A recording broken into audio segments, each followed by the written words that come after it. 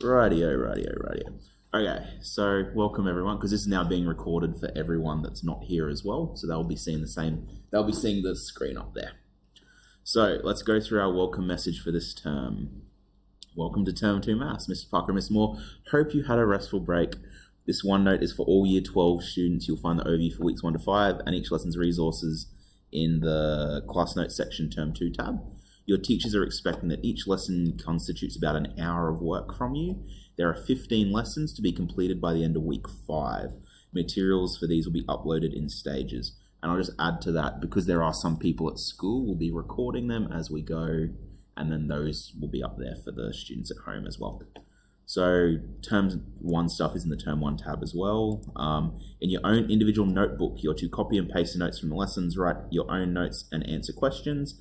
Teachers are able to see what you write in your own section, so I'll just show everyone what that looks like. If we have a look over here, Brody can copy stuff into her handouts folder, and then when she edits it, I will be able to see that and check on it. Okay. The collaboration section is able to be edited and viewed by all students. Please use the space to ask questions and also answer each other's questions about the work. You can create new pages for new questions or keep related questions on the same page. If you have a question, first scroll through the collaboration section, check it out, whether someone's already answered it. If you need to contact us, my email is here. Miss Moore's email is here. And we are happy to answer any questions you may have. So I'll just show you the question space up here. So how to use this space. So if you add a question here, I'll have to check into whether you can add a page or not. I'm not 100% sure on that. On my screen, you can see down here, I have all of your names. You'll only be able to see your name in there, so don't worry too much about that. So next important thing, assessment. The QCAA has decided that one of the 3 internal assessments will be removed for this year because of Corona. So for us, that is going to be IA2, which was going to be held in week 2. It's going to be assessing on Unit 3, Topic 1 to 4, so bivariate data, time series sequences, and Earth geometry. Your next internal assessment, IA3, will be sometime in Term 3. It'll assess all content from Unit 4, which we're going to start learning next week. So this week we're going to review Term 2 stuff. It's important that we still revise content from Unit 3, even though IA2 was cancelled. This content may be assessed in your external exam in Term 4. I'd probably add will be, almost 100% definitely. So there will be geometric and arithmetic sequences, time series, bivariate data, and Earth geometry in that end of year 50% exam, which at this stage is going ahead. So for this reason, we're going to do revision before beginning Unit 4. Please refer to the Term 2 overview in the Term 2 section. I'll show you that in a second. Also note the OneNote includes Term 1 materials in the Term 1 section for your own perusal. If you're absent in the last weeks of Term 1, take some time to review Topic 4 and the revision tab. Okay, so let's go to Term 2. So if we have a look at our overview, lesson 1 to 3, we're just going to be doing revision, and then we're going to start on to the new stuff. If you want to have a look at what work to do as supplementary material, that's all along the side here. So in lesson 4 and 5, if you're a bit unsure on what to do, just have a look at this overview, and you go to chapter 7, section A and B, and that'll give you some background reading and also some extra questions to have a go at. So let's make a start on lesson 1. So all we're going to be doing here is revising what we've done last term. So there were 4 topics: bivariate data, time series, Earth geometry, and arithmetic and geometric sequences. So as soon as my screen flips around, what we're going to do is just go through really quickly each topic and give you a look. Now the first thing I've put in here is a copy of your formula sheet that will be given to you in your IA3 and your external exam as well. I also put a printed out copy of it, down the bottom in formula sheet. So this is what it looks like. I'll just go through it really quickly just so we have a bit of a reminder of what we've done. Now this menstruation stuff, That's mostly been done last year, so that should be sort of older information for you. It might pop up on your external. So things like Heron's rule, volumes, and areas of different shapes, that's all old hat. But Earth geometry, this is one that we have looked at, where your distance can be one of these two. Now, we do have some volunteers in class today. So for my first rule, distance equals 111.2 times angular distance. When do we use that rule? There's two different, on Earth geometry, there's two different ways we measure, either north, south, or east, west. So does that rule apply when we're measuring along a line of latitude? So they're the ones that go parallel north, south around the world. So they're like the equator is a line of latitude. Or do we use this one for meridians, which are the ones that go north, south from pole to pole? Meridians? Is that a guess, or do you have a reason for it? It's a guess. It is a correct guess. The reason why is it turns out that 111.2 is approximately 1 degree of movement along a meridian. So this one is for a meridian. I just realized I'm writing in the wrong space. I'm going to do it down here. So I've just got two sections here, one that's just the blank notes, and the other one that I'm going to be writing all over. Okay. So this one is for meridians. So this is if you're moving north-south. Okay, this one over here, that is therefore along a... I've completely lost the word. What's it called? A parallel. A parallel. Parallel doesn't have two R's in it, does it? Parallel. So that's moving east-west. So that's one thing that is important to remember, and we'll come back to that in a moment. Finance, we are going to learn this in Unit 4, so just have a look at those formulas and appreciate that you're going to be looking at them soon. Sequences, arithmetic and geometric, this is one that we have looked at in topic 4 last term. So you have an arithmetic sequence. You can find the nth term by taking the first term and adding the number of the term that you want minus 1 times by d, the common difference. And you can find the nth term of a geometric sequence by taking term 1 times by the common ratio raised to the power of n minus 1. Once again, where n is the term that you want. Euler's formula, we'll be looking at that in topic 4. Haven't come across that yet. Trigonometry, nothing that we did in Unit 3. And then statistics, we did do this stuff. So least squares line, correlation coefficient, standard deviation, all that jazz is stuff that we have done. So this stuff's important as well. Oops. You will be using this stuff on your exam. Okay, so being said, let's go back in order of the things we did. So Earth geometry, all I want to do is put down the things we remember. So this is just going to be a little bit of a recap. So we just talked about some stuff before. First one, we had a meridian. What do we know about a meridian? Where does it go from? You can have a look in your book if you're not sure.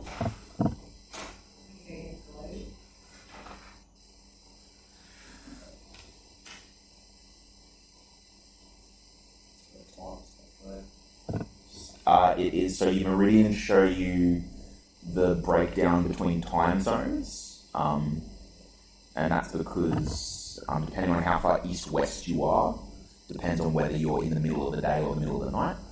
So meridians, so let's say used for time zones.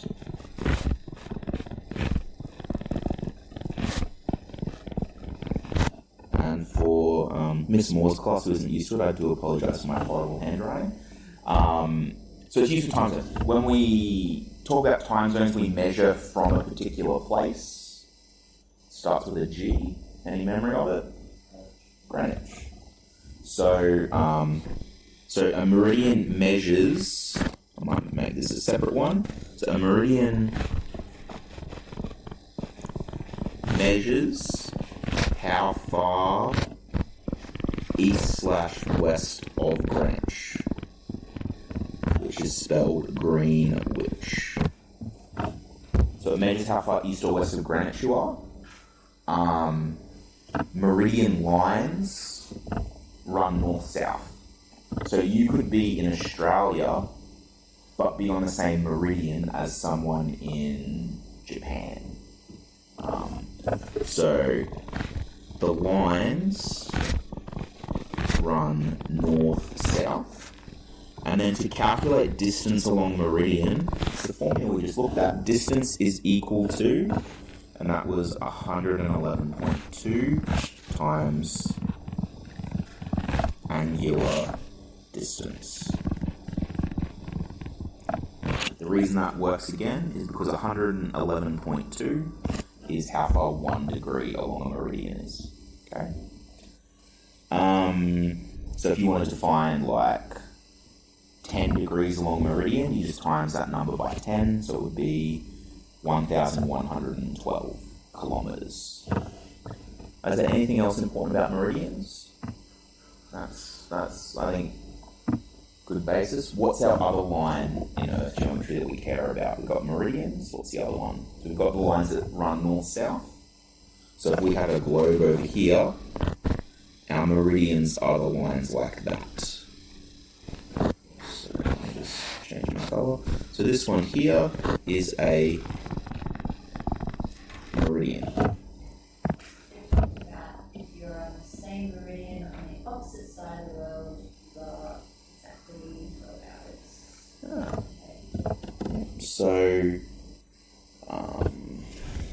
because they're to do with time zones, same meridian opposite side is 12 hours difference. Okay, so these are our meridians, they're the ones running north-south. They're the ones that we gather time from, and it's how we measure how far east or west of Greenwich we are. If we have a measure of east-west, there's going to be a measure of north-south. What line do we measure how far north or south we are from?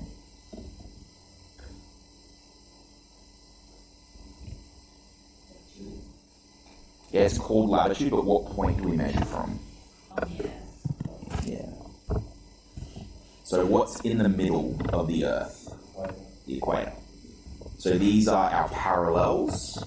So that's the one thing I didn't put up here. A meridian is a line of longitude.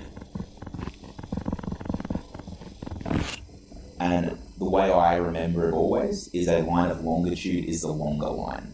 You can see this line here, it goes the whole way around the Earth. It's going to be as long as it can possibly be. So is this one, so is this one, so is that one. But then we have the equator. So we have a parallel. This is a line of latitude. So these measure how far north or south of the equator you are.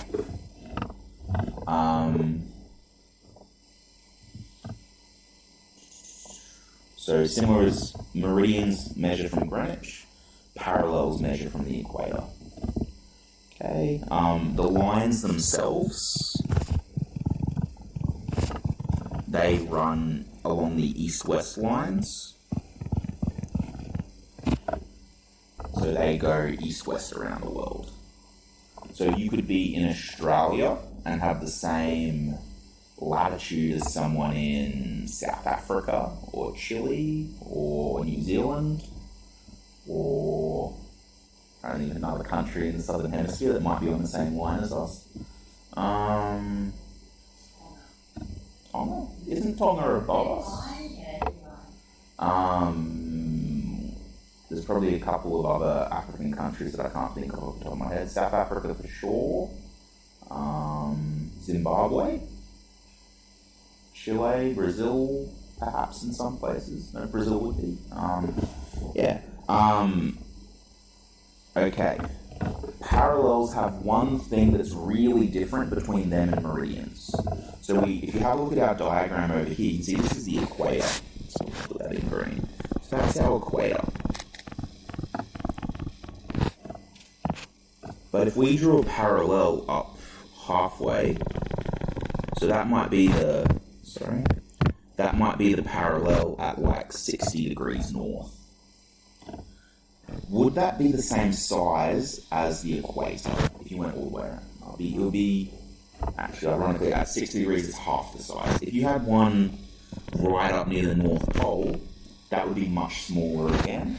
And down the bottom, same thing, it would be much smaller if you had a parallel very south. So parallels get smaller the closer or the further north-south they go. Might be the better way to say that. The further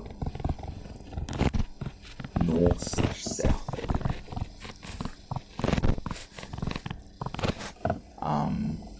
And the equator is the only parallel that is what we call a great circle, which means it goes around the whole world. So it's the same length as a meridian.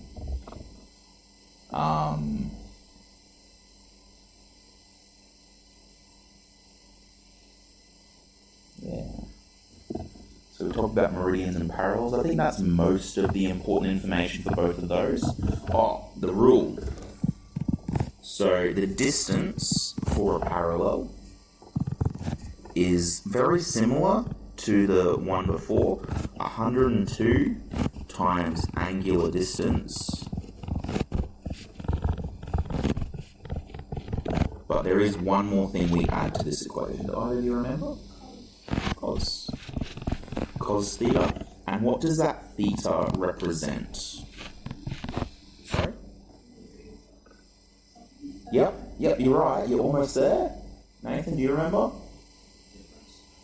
Not quite. So this value here is your degrees north or south. So if you were if your coordinates were like 35 degrees east, 20 degrees north, you would put 20 degrees in that cos.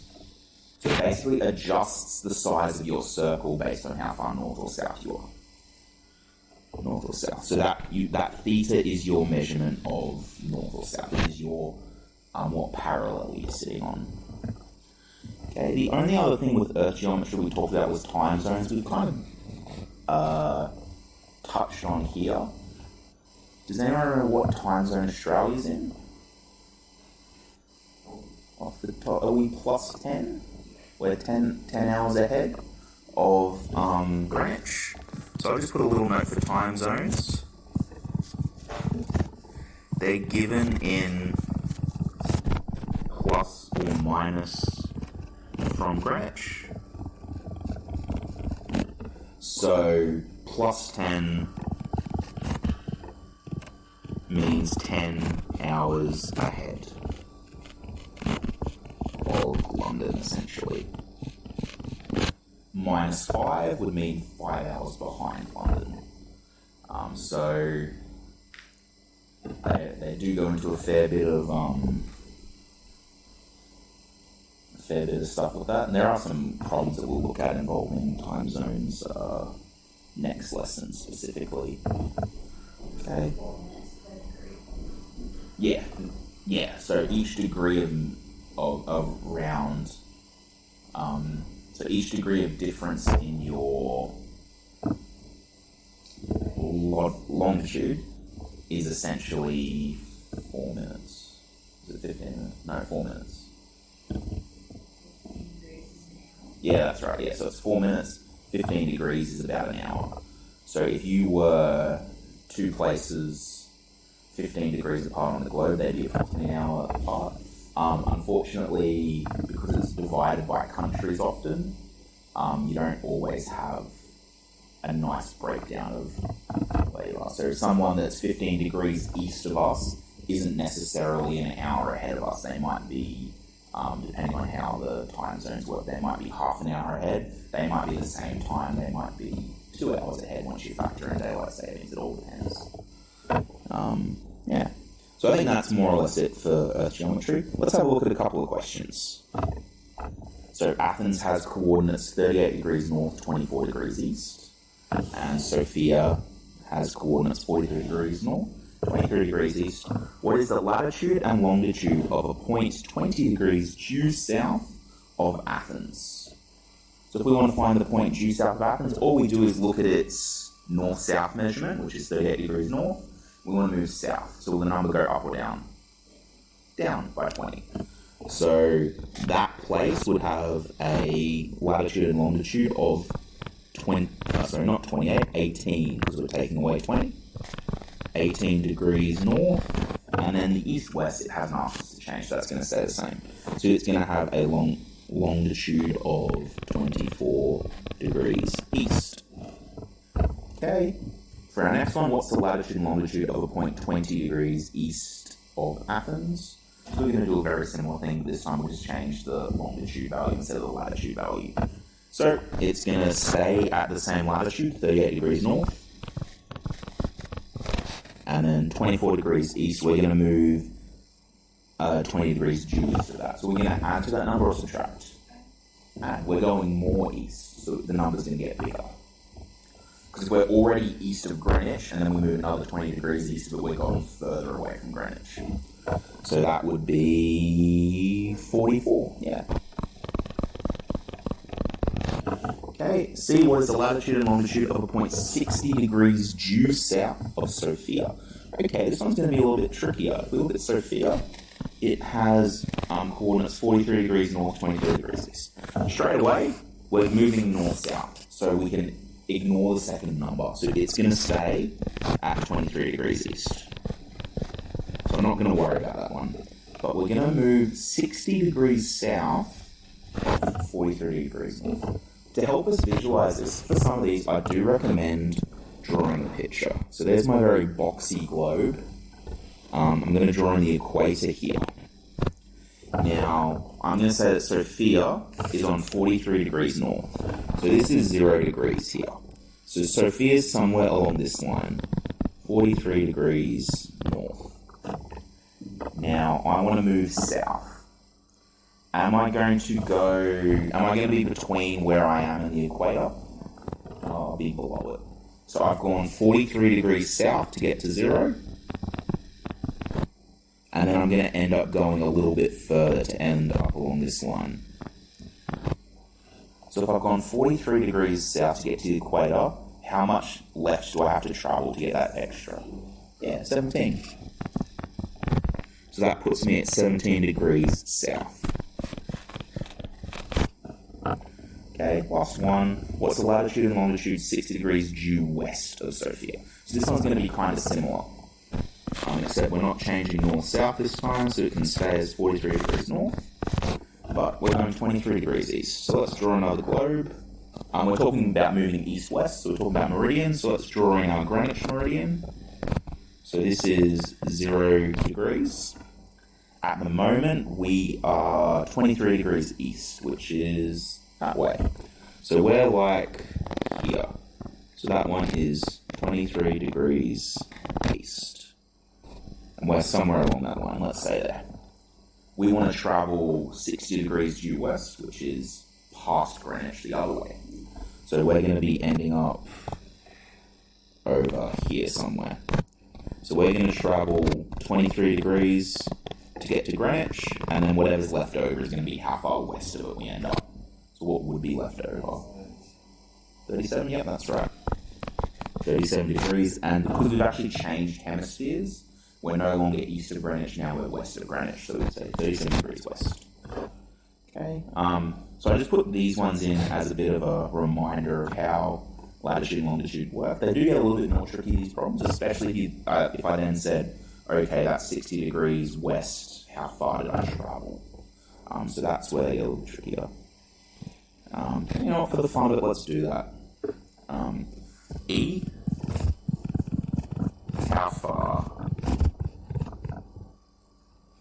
away did you travel in D? so what's our, are we moving using our first rule? So if I go back to our formula sheet, would we be using our first rule along a meridian or our second rule along a parallel if we moved east-west? The second one, because you're traveling along a parallel. Your east-west position, your north-south position is fixed and you're moving east-west, so it means you're along a parallel. So we're going to use the rule that has cos in it. So let's jump back to where we were. So that means our rule is going to be d is equal to 111.2 times angular distance. I'm just going to use AD for simplicity times cos theta. Okay, 111.2 times. What would our angular distance be? How far have we traveled? Yeah, we've gone 60 degrees west. So times 60 and cos theta. What would our theta value be in this case? So it'd be 20. Oh, sorry, not 23. No,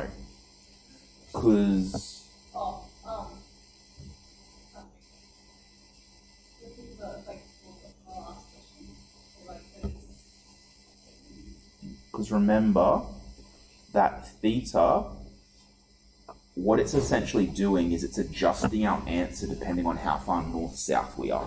Because the size of the parallels change depending on how far north-south we are.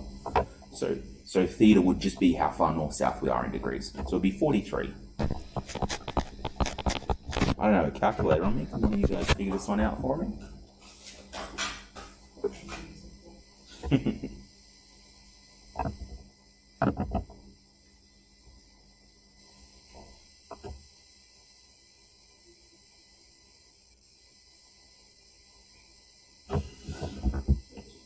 4,879.59. So 4,000. What was it again? 4,879.59 kilometers. Because this question does give us our this formula rather gives us an answer in kilometers. So 111.2. Okay. So probably spent a little bit more time on that than I meant to, but that's all right. Let's have a look at sequences. So this is chapter 4 in your textbooks. What do we remember about sequences, guys? It's one of my favorite topics. I love it. There's two types. Can you remember either of the types of sequences we looked at? So arithmetic and geometric. Okay, arithmetic. How do they go? So sequences are always sets of numbers that either go up or down, or sometimes they go up, then they go down, then they go up again. But there's two operations they either do that by, either plussing, so addition, or multiplying. Which one is the addition one? Arithmetic. And the hint is in the name. Arithmetic is an old word meaning like addition and subtraction. So this goes up or down by a set amount. So if you had a list of numbers 2, 5, 8, 11, 14, that would be an arithmetic sequence that was going up by 3 each time by a set amount. The set amount they go up by is called D. Do you remember what D stands for? Yeah, common difference. So D, I'm just going to write our variables here. D is the common difference.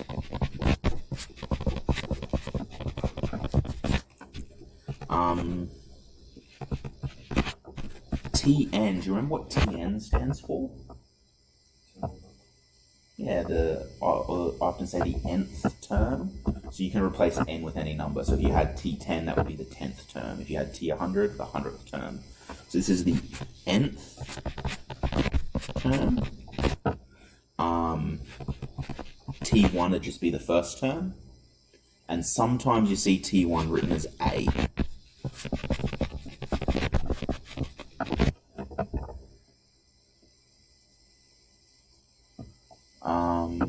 did look at the regression model for an arithmetic sequence, or just sequences in general.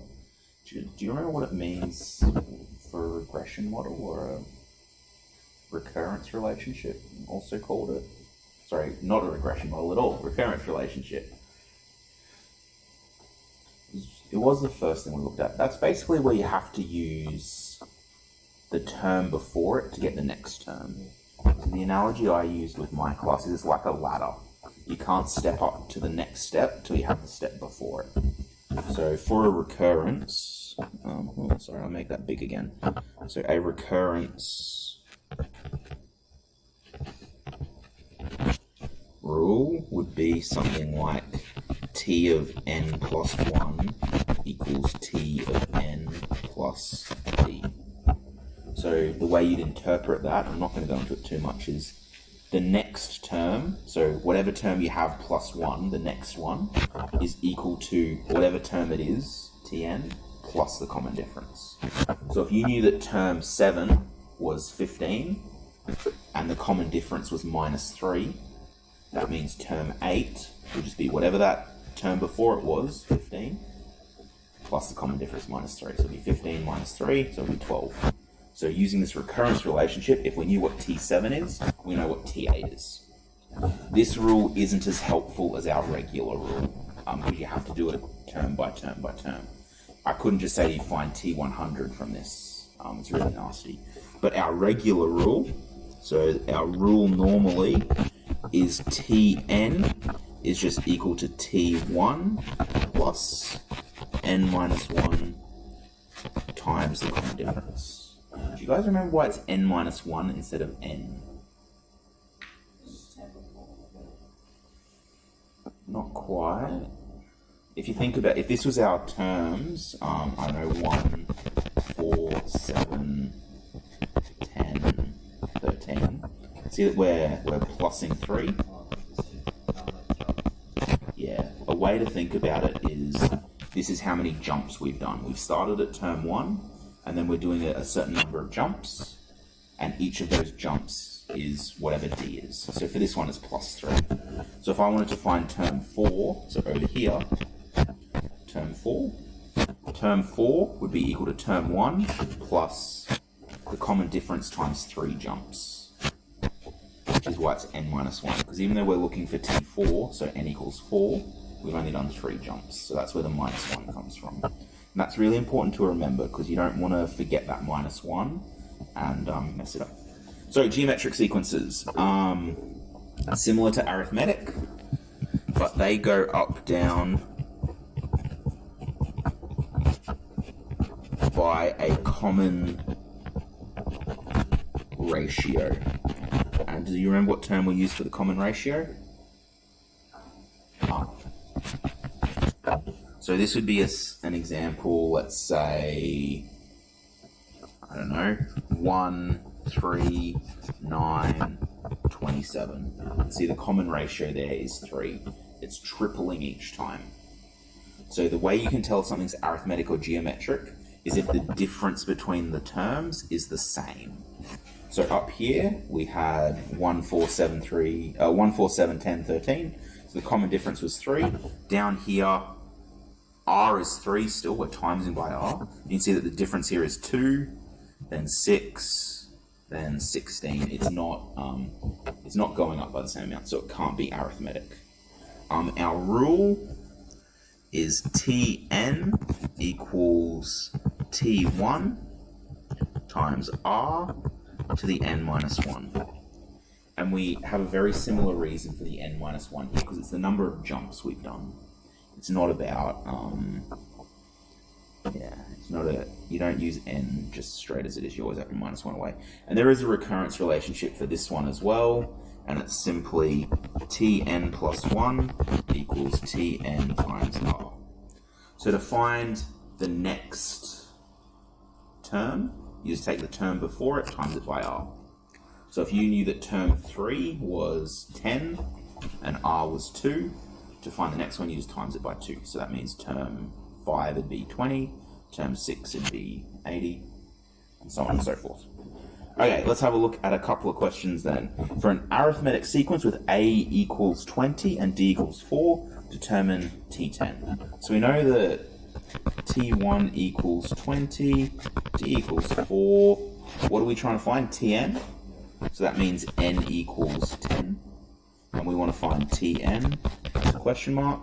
Well, I just set up my rule. Tn is equal to T1 plus n minus 1 d. T1 is 20, n is 10, and d is 4. So it becomes 20 plus 9 times 4. 9 times 4 is 36, so that answer would be 56. Make sense? Yep.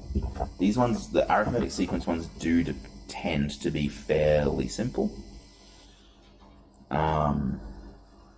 I might have to go sideways for these. I haven't given myself a lot of room to write them out. Let's have a look at B. So that's one question. That's A. Oh, what am I doing? For question B, this one's geometric, so it has slightly different values. This one we know T1 is still 20. This time our R, our common ratio is 2, and our N is 5. So Tn once again is our question mark. Tn is equal to T1 times R to the n minus 1. So Tn is equal to 20 times 2 to the power of 5 minus 1, which is 4. 2 to the power of 4, 2, 4, 8, 16. So it's 20 times 16, which would be 323,200. Do you want to just check that I'm not being silly?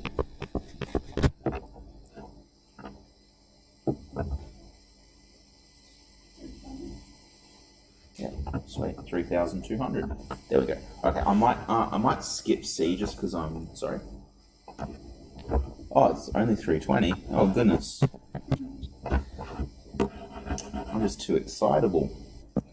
Okay, I might skip this third one, but you can do that one at home. It's going to be very similar, but the one thing to notice is that you have an R value of 0.25. So guys, what would it mean if you had an R value of 0.25? It's decreasing instead of increasing. So each time you're basically quartering how much you have with 0.25. Okay. Topic 3 time series. Let me just check how we're going for time today. We've got 25 minutes up, plenty of time. Okay. Time series, chapter 3. What do we remember about time series? This is probably, we've done it a little while ago and we did not spend a huge amount of time on it.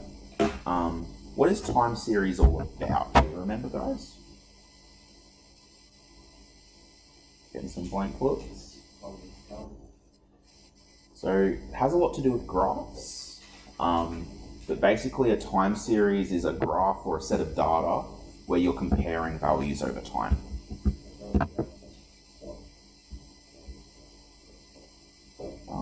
That's one of the examples we looked at, yeah.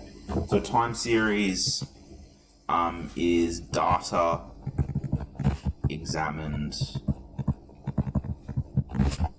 Oh my goodness. Over time.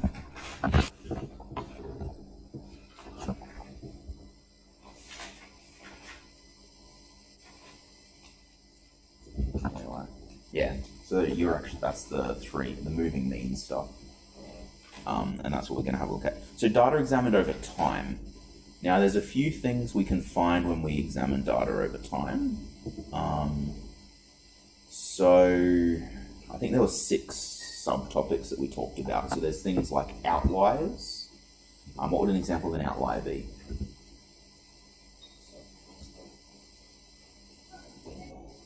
Yeah, it doesn't sort of fit with the data.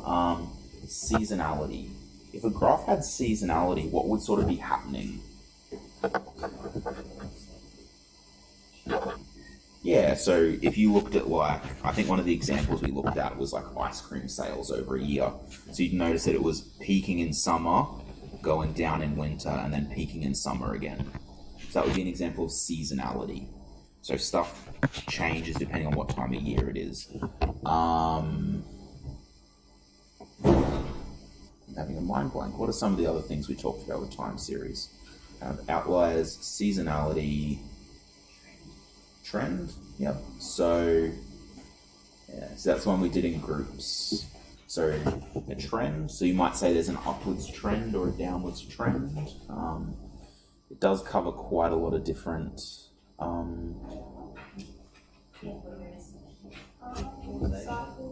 Cycles. Yep. Yeah, okay, so what would a cycle look like? Cycle's kind of linked to seasonality a bit, isn't it? You could say seasonality is a form of a cycle. The cycle has to go for how long? Random fluctuations, it's all kind of in the name, isn't it? That's a type of outlier, essentially. And then, what was the other one? Structural change. That might be where all of a sudden the data, like for the first half it's consistent, then it just changes, but what it changes to stays consistent. So that might be an example. If you looked at sales over time for a business, and if they opened up a second branch, you'd expect the sales to go up. So there'd be a structural change in that graph if you looked at it. What we did from there, and the main maths that we did, was looking at a moving mean or smoothing the data.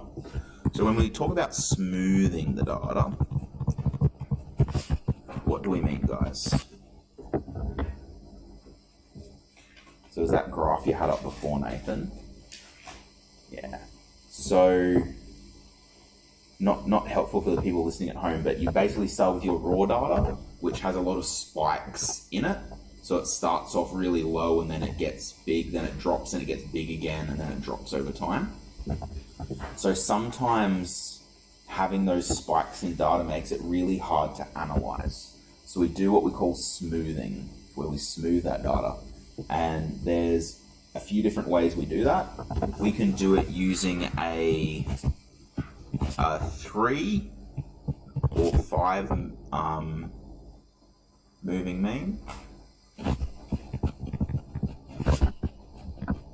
Now, pretty much like it says, if you want to find a 3 moving mean, instead of just plotting the regular data point, what you actually do is average it out with the 2 points either side of it. So you have 3 data points that you find the mean of, and that becomes your new data point. And then for the next point, you take the 2 either side of it, and so on and so forth. And then that way you get less of those random fluctuations in your data. So the way you'd say that is, if you had data point 1, that would change to, let's call it, shall we use data point n instead? So the mean point n would equal data point before n, so data point n minus 1, plus data point n plus the one after it as well, n plus 1, divided by 3. So that would be the smooth value, and then you have to do that for each term.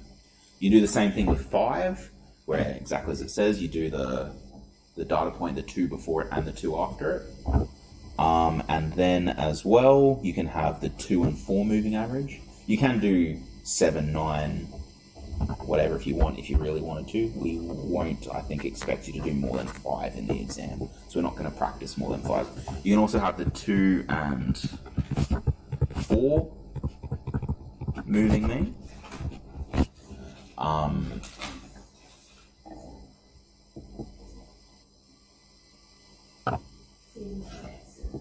No.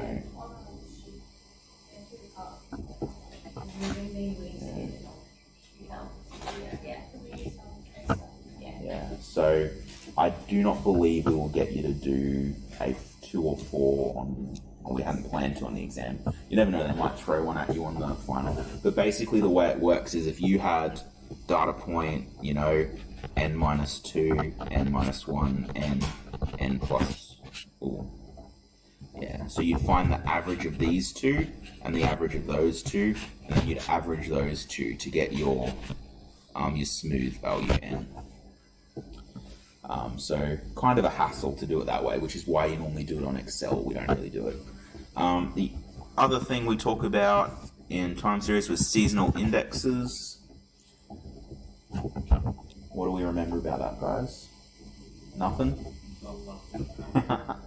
So basically, let's go back to our ice cream store analysis. It would be hard to know, it would be hard to compare your data because whether you're selling ice cream would be so dependent on the season.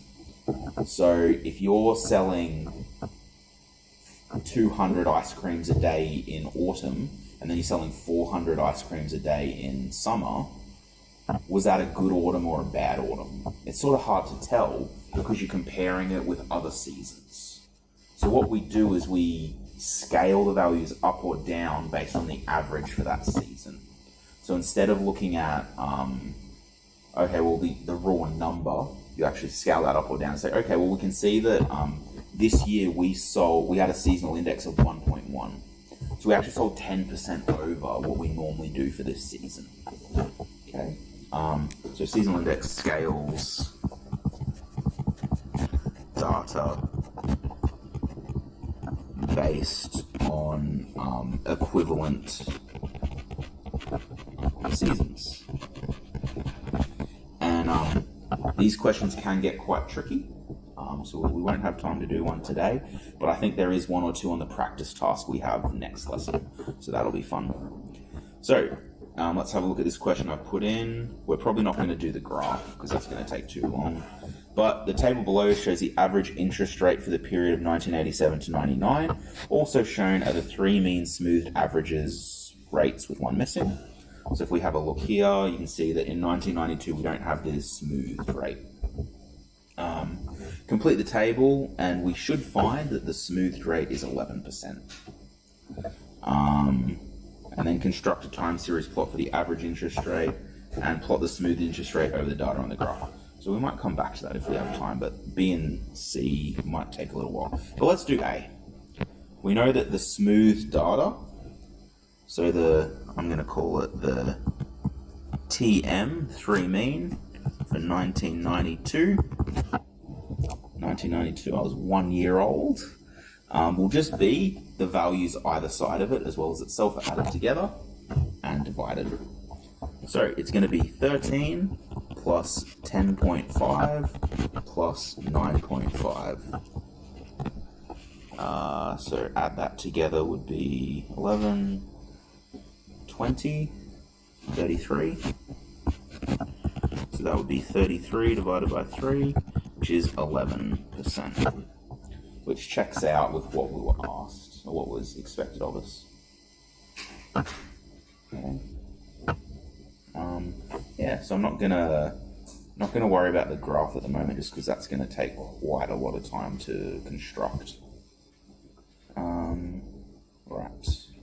So let's get back to everyone's favorite bivariate data. This was what was done on your assignment earlier in the year. So hopefully everyone's an expert. What do we remember about bivariate data? Which, by the way, was chapter 1 and 2 of your textbook.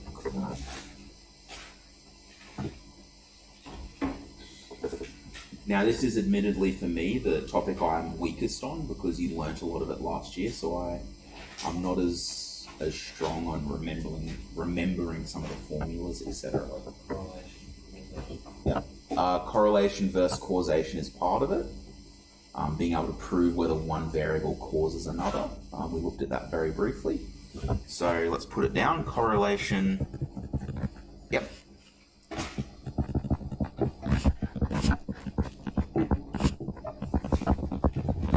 That was one thing. If we're talking about bivariate, let's just look at the name itself. Bi meaning two, variate variable. Bivariate just means comparing two variables together. So we look at comparing two data sets together. Okay. We got categorical and numerical data. What ones did we mostly look at? Numerical. We actually can't do a lot of the things that we learn how to do for categorical data. So categorical data would be something like the color of cars in a parking lot equals hair color. It's a lot harder to find, for example, a standard deviation of that because everything's just its own distinct group. There's no variation between them, so to speak. Where association through two-way tables.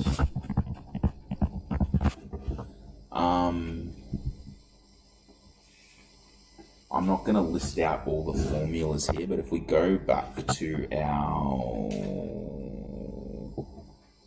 formula sheet, this is the one that I said was at last. Let's wait for it to load. These last things. So we got mean, median. We didn't look at median so much. We did look at mean a bit. The least squares line slope. There's a lot of stuff going on there. Yeah. I would note that the least squares line slope and the correlation formulas on that sheet we didn't use because we were using technology. In your exam, you need to know how to use your calculator. You need to know how to use not even those formulas, particularly. You need to know how to use the stats function on your calculator. So I'll just add what Nathan just said. This least squares line slope, that's your gradient. And then this intercept is your y-intercept. The other thing as well, if you look at this ugly formula here, quite nasty. But over here it's just r times standard deviation of y divided by standard deviation of x. Often a question might give you those three values and then say find the slope. So having a look at some of the example assessment QCAA's put out, sometimes you might be asked to find r, or sometimes they might give it to you, and you need to be able to then go and say, okay, well my line of my slope of my line is my r value, my correlation coefficient, times by the standard deviations divided by each other. Okay, so these are our first two. We have our gradient and our y-intercept. So our gradient is the correlation coefficient times the y standard deviation divided by the x standard deviation. Our intercept is the average of y, the mean of y. If you don't remember, if you look up here, the symbol for mean is a bar. So we would read that as x bar. Sometimes you hear people say x hat. I think that's lame, so I say x bar. So my intercept is y bar minus b, my slope, times x bar, which is just the mean of y minus our slope times the mean of x. Okay. Correlation coefficient. I would go out on a limb and say outside of technology, we probably wouldn't expect you to calculate that on an exam. Because if you look at that, that is big and nasty. Using that formula, I should say. I believe you can, using your Casio calculators, it's particularly easy. If you just put your data into your Casio, it will tell you what the R value is. But using that formula, probably not so much. So one thing that's definitely worth doing over this break is having a bit of a revise for if you have your Casio calculator. For those of you that have the Jazz Tech, it is a little bit more finicky, but it can be done still. Standard deviation, need to know as well. And then this outliers, that's more for box and whisker plots. It's not something we've specifically looked at this year, so I wouldn't worry about it too much. But standard deviation definitely is something we need to know about. Guys, remember, what does standard deviation measure? Yeah, the spread of your data. Now you notice that we can, up in our rule up here, we had standard deviation of y, standard deviation of x. We can't use standard deviation while using both sets of data, but you could say that the spread of x is this, the spread of y is this using your standard deviation. You can see which one's closer packed than the other. Correlation coefficient. What number should this be between? Your correlation coefficient, where should it sit? Not quite. Your one part is right, so R will always be less than or equal to 1, but it's not 0 at the bottom. It will be the lowest number that can be. No? You scatter plot is going. Yeah, so remember it has to do with, I've forgotten the word.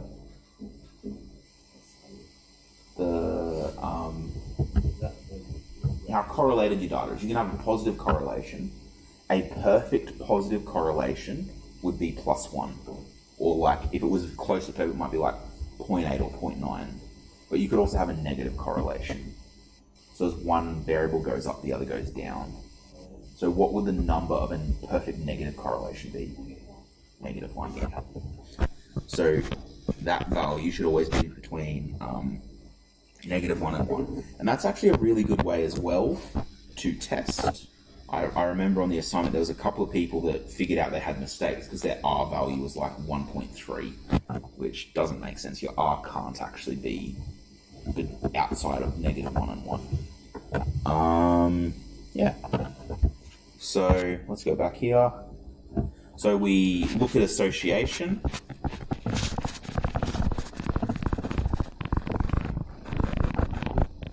So you can have a positive or a negative association. Oh, sorry, correlation.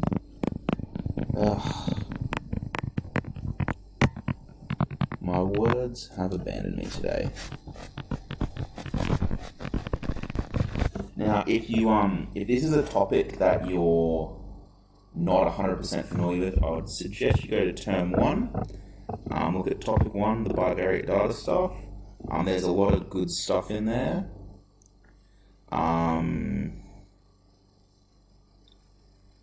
Somewhere in here is that, here it is. This breaks down a lot of your terms. I often go back, like I said, because this is a topic that I'm not 100% on because I didn't teach it to you last year. I often find myself going back to this document just to remind myself of what the rule is or what a particular value means. So definitely remember that is there. Also, while I'm here, for those of you that haven't used this OneNote before, if you click on the link to the side, that's a recording of the lesson where I filled in all of those things. So if you're not sure on how something works, you can always click on that video link. And there will be video links for this lesson as well, obviously, which, I mean, how would you know that unless you're watching the video?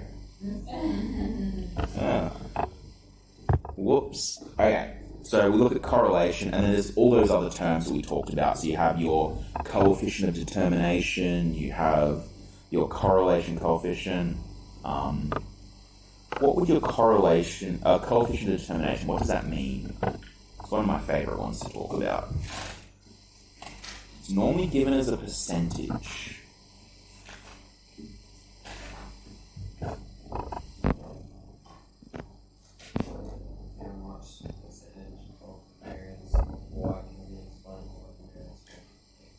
Yeah, so your coefficient of determination basically says if you had 100%, what it means is, or maybe some of your x values were dodgy and that's caused your y values not to line up, but we can say that 100% of that was caused by the x values being dodgy.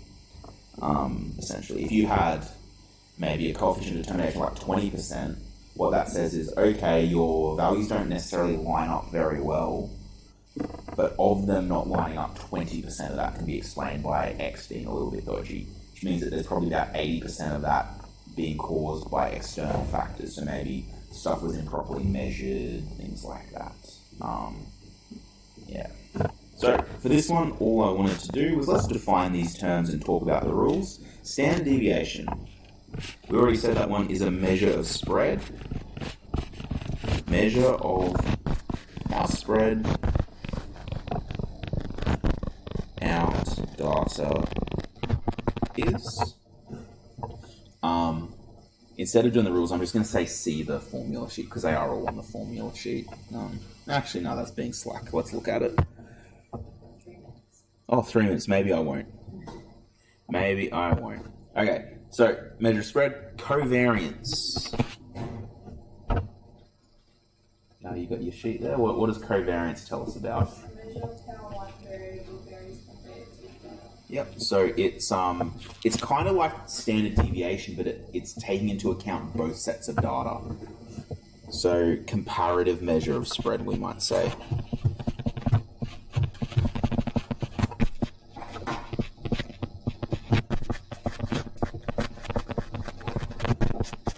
So it measures x and y. The coefficient of determination. How much variation in y is explained by x, and then the least squares regression line. We haven't talked about, that's what we were talking about, the slope and the intercept before. The least squares regression line, what does it show us? I don't know that it's necessarily directly on that sheet. It has another name that we often call it is the line of best fit. So basically the least squares regression line, it's the line that mathematically is the closest to the data. So there might be some values above it, but there'll be some below it as well. So it mathematically tries to make it as close to the data as possible. So the line that mathematically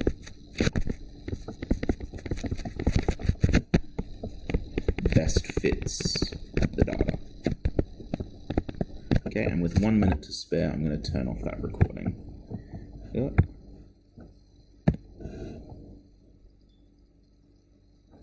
Say goodbye. Goodbye. Would you guys like to say goodbye to the people at home as well?